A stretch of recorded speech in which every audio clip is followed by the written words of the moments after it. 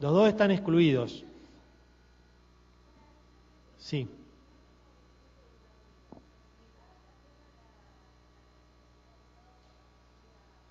Seguro que sí. Ese es el otro, es el titular del Estado.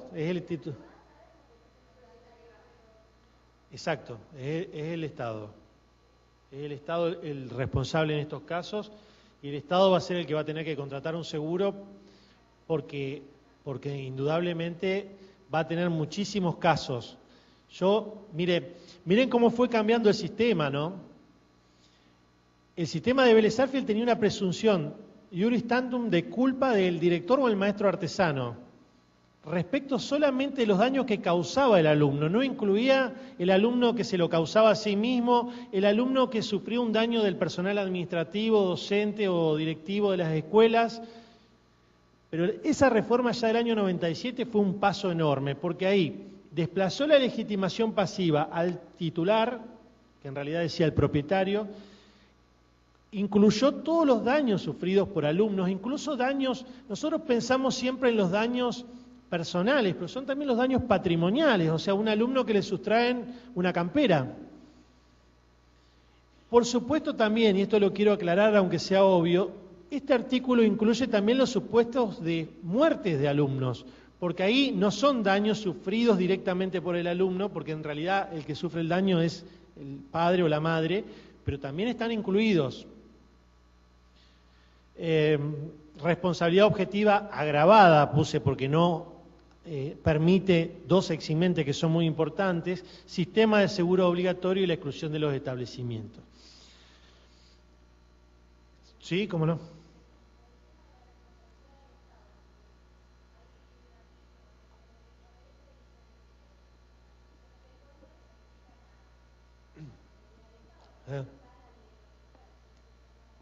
Sí, ahí vamos a ver qué pasa con la constitucionalidad de ese tema, ¿no? Pero indudablemente que por esta vía se va a poder ir a la responsabilidad del Estado. Yo creo que en eso no hay ninguna duda, porque acá te está señalando que por supuesto que solo como titulares de los establecimientos educativos, lo demás lo está regulando por el Código del Derecho Administrativo. Pero bueno, vamos a ver también el tema de la constitucionalidad de separar al Estado como legitimado pasivo, que es todo un tema del Código Civil, se le da un privilegio especial y sobre esto ahí está muy dividido también. Hay muchos autores que están respaldando este nuevo sistema con una ley especial para el Estado y los civilistas en general pensamos que no hay motivo para excluirlo al Estado una responsabilidad de este tipo, ¿no?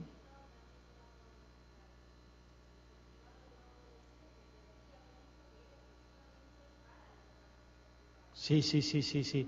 No, pero aparte, en lo que es, por ejemplo, los contratos de consumo, también sigue siendo responsable el Estado por el Código, porque acuérdense que se lo considera proveedor de servicios, entonces no es que ha desaparecido la presencia del Estado en todo el Código Civil y Comercial, sigue en el Código, se lo sacó solamente en esos artículos que vos citás, pero lo demás está presente el Estado, y en este tema me parece que el Estado va a tener que responder. No puede eximirse de responsabilidad porque la norma es clara y habla del titular del establecimiento y el titular del establecimiento público es el Estado. La minoridad, que era lo que me preguntaban allá del alumno dañador o del alumno dañado, es un requisito. Debe ser menor, por supuesto, al momento de cometer el hecho, aunque después durante el juicio adquiera la mayoría de edad. Pero me interesa esto del control de la autoridad educativa, que se hallen o deban hallarse, dice el nuevo código, bajo el control de la autoridad educativa. Acá hay problemas con dos límites, temporales y espaciales, es decir, ¿cuándo termina, cuándo empieza el control, en qué lugares y en qué momentos, en qué tiempos? La jurisprudencia que estamos analizando es muy laxa con este tema, es decir, no hay dudas que en el horario escolar está incluido, no hay dudas tampoco que dentro del establecimiento educativo también está incluido, pero también incluye, por ejemplo, actividades extraescolares organizadas por el establecimiento educativo fuera del horario escolar. Hemos encontrado fallos también de responsabilidad de los establecimientos educativos en los espacios de acceso y egreso de la institución, o sea, no adentro de la institución, sino en las instancias previas. Incluso hay un gran debate en doctrina, ¿qué pasa con la calle adyacente? O sea, ahí también tiene que controlar la autoridad educativa que el alumno salga sin riesgos. Casos de secuestro exprés de alumnos desde el momento que salen de la escuela hasta que suben al transporte escolar. Los han condenado en todos estos casos. El tema del accidente de tránsito en una calle limítrofe del establecimiento educativo, hay jurisprudencia dividida, porque se sostiene que la autoridad educativa no tiene la policía de tránsito para controlar, pero sí se le ha dicho que pueden tomar ciertas medidas para que el egreso o el ingreso sea sin daños. Entonces, en estos casos a mí me parece que ya se está extendiendo más allá de los límites espaciales de la escuela. La noción de escuela no es solo el ámbito donde va a responder el titular, ¿no? No hay en el código disposiciones fijas en cuanto al tiempo y en cuanto al espacio, pero la jurisprudencia lo ha ido ampliando. Esto es lo que nos tiene que quedar claro. No está circunscripta al horario de clase y dentro de la escuela. Por eso, ayer hablábamos también con Silvia, cómo el derecho a veces aparece como modelador de conductas, porque ha provocado muchos cambios en el sistema de la relación entre la escuela y los padres y los alumnos. Por ejemplo, vieron que los viajes de fin de curso ya no los organizan los establecimientos educativos, tampoco le permiten reuniones dentro de la escuela, no envían docentes, no le justifican las faltas. Eso es una manera de decir, yo no tengo el control de esa actividad, porque los desbordes estudiantiles en esos viajes han generado daños y se han interpuesto demandas por este tema. Entonces, ha modelado el derecho a la conducta, ¿no? En este caso, no sé si ha sido tan positivo porque en realidad los daños se siguen produciendo, pero generó un cambio de conductas esto, porque es una norma muy, muy fuerte en cuanto a la responsabilidad de los titulares, ¿no? La doctrina aún hoy sigue reclamando la exención de responsabilidad cuando hay culpa de la víctima o culpa de un tercero que tiene las características del caso fortuito.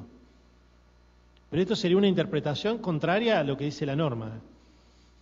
O sea, la doctrina viene diciendo, si hay un hecho de la víctima que es inevitable, imprevisible para la autoridad educativa, ahí no responde. Pero no es lo que dice la norma, ¿no? Bueno, el tema de los accidentes de tránsito, no sé cómo ando con la hora, damos un rato más. El tema de los accidentes de tránsito, ustedes saben que es uno de los grandes problemas de nuestros días, ¿no? Y era necesario que el código lo regule. Es la tercera causa de muerte en nuestro país. En nuestro país hay 12 millones de vehículos. En la región es el país que más vehículos tiene, ¿no? Y por cada fallecido hay 3 personas que quedan con discapacidades, ¿no? Por los accidentes de tránsito. Entonces no podía ser que un código civil y comercial no los regulara. Por más que la jurisprudencia decía que el automóvil en circulación era una cosa riesgosa y se aplicaba el 1113, necesitábamos una norma como esta, ¿no? Indudablemente, lo que yo les comentaba, no podíamos juzgarlo a Vélez Sarsfield con los ojos de nuestros tiempos, diciendo por qué en ese momento no reguló la responsabilidad derivada de los accidentes de automotores, ¿no? Yo acá les muestro una foto de lo que eran los automóviles en la época de Vélez Sarsfield. Este en realidad fue un automóvil patentado 15 años después de la sanción del código. Es el primer automóvil alemán con un sistema de combustible en base a gasolina. Pero ya había un automóvil de Marcus, que es justo de la época que se sanciona el código, que era muy parecido a este, y era un automóvil realmente que no nos generaba ninguna posibilidad de que causara daños como los que están causando los automóviles en nuestros días, ¿no? El problema del automóvil empieza con el siglo XX. El primer caso de una víctima fatal en Uruguay, yo contaba la otra vez, era de un inmigrante español, que fue tal la conmoción que provocó esa muerte que José Puga Rodríguez le construyeron dichos populares, cantos, porque realmente pasó a ser una suerte de paradigma de la víctima del accidente de tránsito en Uruguay, ¿no? Quedó en la historia. Hoy en día los contamos de a cientos y de a miles a las víctimas. Entonces, el automóvil tiene un rol totalmente diferente del que tenía en la época de la sanción de Vélez. Tal vez sí tendría que haber estado ya incluido en la reforma del año 1968. Pero toda la jurisprudencia, miren, la Corte Nacional y la Corte Provincial, yo ahí les cito un caso de acá de Santa Fe que estableció con claridad: el automóvil en circulación es una cosa riesgosa, el dueño o guardián responden objetivamente y para eximirse de responsabilidad deben demostrar la culpa de la víctima, la culpa de un tercero o el caso fortuito o fuerza mayor. Esto es como una regla de oro nacional y provincial, o sea, no es otra cosa el código que plasmar la jurisprudencia nacional y provincial de los superiores tribunales. A mí me queda una duda con el automóvil estacionado, porque si volvemos atrás, habla de los daños causados por la circulación de los vehículos.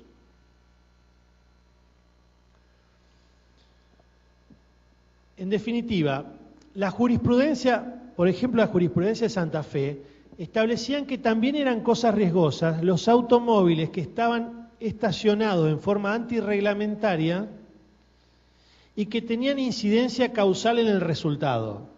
O sea, no cualquier estacionamiento antirreglamentario, ese estacionamiento que tenía incidencia en el resultado. Eran cosas riesgosas. Y esto echaba por tierra esa identificación que había entre cosas riesgosas y cosas en movimiento. Podía darse una situación de una cosa inerte que sea riesgosa, como ese caso del automóvil. Entonces ahí le aplicaban el 1113, segundo párrafo, segunda parte, al automóvil estacionado. Hoy el código habla de automóviles en circulación, por lo cual no entraría este supuesto del automóvil antirreglamentariamente estacionado dentro de los casos de responsabilidad objetiva, porque si no dice nada la norma se aplica la culpa. Y acá la responsabilidad objetiva es solo respecto del automóvil en circulación. Y esto ya para cerrar. La otra novedad que tenemos en cuanto a plasmar una norma sobre responsabilidad de los profesionales, ¿no? Estamos preocupadísimos con este tema. En realidad no es para tanto, porque a mí me parece bueno que haya una norma sobre responsabilidad de los profesionales también, porque a su vez acota, fíjense, los requisitos que impone para que un profesional liberal deba responder. Es un tema muy sensible para todos nosotros ¿no? Pero hay que empezar por determinar qué se entiende por profesional liberal, y la doctrina ya ha dicho que es aquel que ejerce una actividad que se encuentra reglamentada y tiene un título habilitante. Es decir, se le agregan estos requisitos a las notas de intelectualidad y autonomía. Este es el profesional. El tema con el profesional no es qué se entiende por un profesional liberal, era si tenía que responder o no. Y es un tema nuevo, porque si uno toma los repertorios de jurisprudencia de 40, 50 años atrás, no va a encontrar casi ninguna sentencia contra un médico, contra un abogado. Y hoy llueven los casos de mala praxis. Entonces el código lo tenía que regular. Esta es una muestra más de que era necesaria la reforma y que era necesario incorporar estos casos de responsabilidades especiales, ¿no? Lo primero que dice, se divide en 4 la norma. Lo primero que dice es que la responsabilidad del profesional está sujeta a las obligaciones de hacer. En esto había consenso. Mosé Iturraspe dice: el contrato que vincula al profesional con su cliente es un contrato de locación de servicio, cuya obligación principal es un hacer. Y lo mismo Lorenzetti, un contrato de locación de servicios profesionales, una obligación nuclear de hacer. Más allá de que después haya deberes secundarios como la buena fe, la confidencialidad, y que haya también normas provinciales sobre la actividad profesional, los códigos de ética, las normas arancelarias, las normas a las cuales tengo que ir para analizar la responsabilidad del profesional son las que corresponden al capítulo de las obligaciones de hacer. Este es el primer punto. El segundo punto es que por regla, la responsabilidad del profesional va a ser subjetiva. También nos parece bueno esto. Quiero decir aquí que había como dos sectores en este tema. Un sector que trataba en realidad con cierta benevolencia al profesional. Decía, el profesional no es deudor de una ciencia exacta, por lo tanto los fracasos hay que buscarlos en los pacientes o en los clientes. Y otro sector que decía, la responsabilidad de los profesionales debe ser grave porque confiamos de una manera especial en ellos por el título que los respalda. Entonces tiene una responsabilidad mayor. Eran como dos sectores antagónicos, ¿no? Y que se habían reflejado también en los proyectos anteriores. El proyecto del 87, por ejemplo, establecía como regla la responsabilidad objetiva del profesional. Esto era preocupante, casi como una actividad riesgosa. Y el proyecto del 98 era la contracara. El proyecto del 98 le permitía al profesional atenuar la indemnización por la modestia en la retribución. O sea, yo era menos responsable porque me habían pagado poco, más o menos. Eso estaba en el proyecto del 98. El código, para mí, toma la decisión adecuada. La regla es la responsabilidad subjetiva, es decir, culpa, dolo, en los términos del nuevo código que menciona la imprudencia, la negligencia y algo que va a ser muy importante, la impericia, es decir, la falta de los conocimientos técnicos necesarios. La valoración tiene pautas de valoración de conducta, el código tiene cuestiones de prueba, porque ojo, la responsabilidad es subjetiva, pero el código tiene un artículo muy importante que aplica las cargas probatorias dinámicas, o sea, el juez puede, al inicio del proceso, colocar la carga de la prueba sobre aquella parte que se encuentre en mejores condiciones de probar. Por más que la responsabilidad... Exactamente. ¿Quién mejor que el médico sabe lo que ocurrió adentro del quirófano? ¿Quién mejor que el abogado sabe lo que pasó con ese expediente? Entonces, por más que sea responsabilidad subjetiva, el juez puede distribuir la carga de la prueba y colocarlo en quien está en mejores condiciones de hacerlo, ¿no? El 1768 es el de la responsabilidad de los profesionales y el otro está en la parte de la prueba de los factores de atribución, en el Código Nuevo, dentro de la sección de responsabilidad civil. ¿Cómo funciona esto? La regla es la responsabilidad subjetiva, salvo, dice el Código, compromiso de resultado concreto. Y para nosotros acá el código se enrola en la clasificación tradicional de obligaciones de medio y de resultado, que empezó allá por 1935 en Francia, es decir, por una cuestión, ellos lo hicieron por una cuestión didáctica. Si la obligación era de medio, era la víctima quien tenía que probar la culpa; si era de resultado, era la otra parte la que debía hacerlo. Esto ha avanzado mucho en nuestros días, voy hablando un poco rápido para llegar con el tiempo, pero hoy en día la clasificación sirve para hablar obligaciones de medio, responsabilidad subjetiva, obligaciones de resultado, responsabilidad objetiva, ¿no? Pero hay un tema acá, ¿no? El tema es que yo no me puedo amparar en el escudo de los medios para eximirme de responsabilidad. ¿Por qué? Porque como dice Lorenzetti, la finalidad curativa colorea los medios. Es decir, el profesional no puede decir... yo voy a adoptar cualquier tipo de medios necesarios, total, mi única obligación es de medio, no de resultado. Los medios que va a tener que colocar el profesional son los medios adecuados, los medios idóneos, los medios actualizados. Esta es la responsabilidad que tenemos nosotros. Esta es la responsabilidad que tenemos nosotros. No escudarnos en que tenemos obligaciones de medio. No es cualquier medio, como dice Moset. Los medios que tenemos nosotros que conseguir o que desarrollar tienen ciertos atributos, que son precisamente estos que le menciono. Entonces, eso va a ser lo que va a determinar la responsabilidad del profesional. Si los medios que colocó fueron los adecuados o no. Les quiero decir que este es el criterio que sigue la jurisprudencia europea. La mayoría de los tribunales de España, de Francia y de Italia aplican esto de las obligaciones de medio y de resultado. Nuestro país también ya estaba, no es que es una novedad absoluta. En la Corte de Casación italiana dice, por ejemplo, la obligación del médico es de medios, salvo cirugías plásticas. El abogado también puede tener situaciones de compromiso de resultado concreto. Cuando le dice, el 10 de diciembre te entrego un contrato,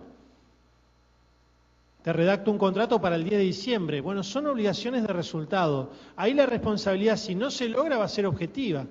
Pero en el caso típico del juicio, en principio sería una responsabilidad de tipo subjetiva. Para cerrar, dos cuestiones.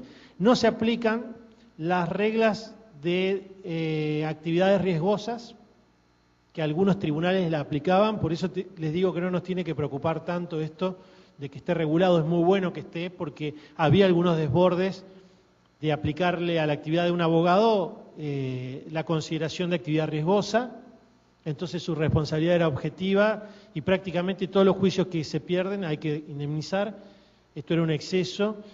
Y lo otro es que no se aplican las reglas de la responsabilidad objetiva por intervención de cosas, salvo cuando el daño se hubiera producido por el vicio de la cosa. No dice riesgo, dice vicio la norma. Es decir, por ejemplo, un médico que va a operar con un bisturí y el bisturí tiene un defecto que lo hace impropio con su destino. Pero no son solo defectos, y en esto tenemos que ampliar el campo de interpretación. No son solo vicios como defectos materiales,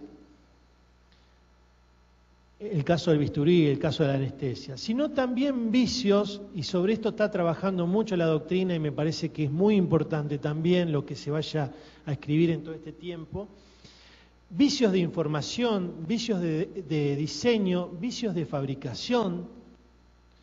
Todos estos vicios, si yo lo logro acreditar, por ejemplo, en un caso de mala praxis médica, me van a habilitar, si el daño se produce con la intervención de cosas, a un sistema de responsabilidad objetiva e indudablemente con esto voy a tener una mayor tutela para las víctimas. Nada más y les agradezco mucho la paciencia.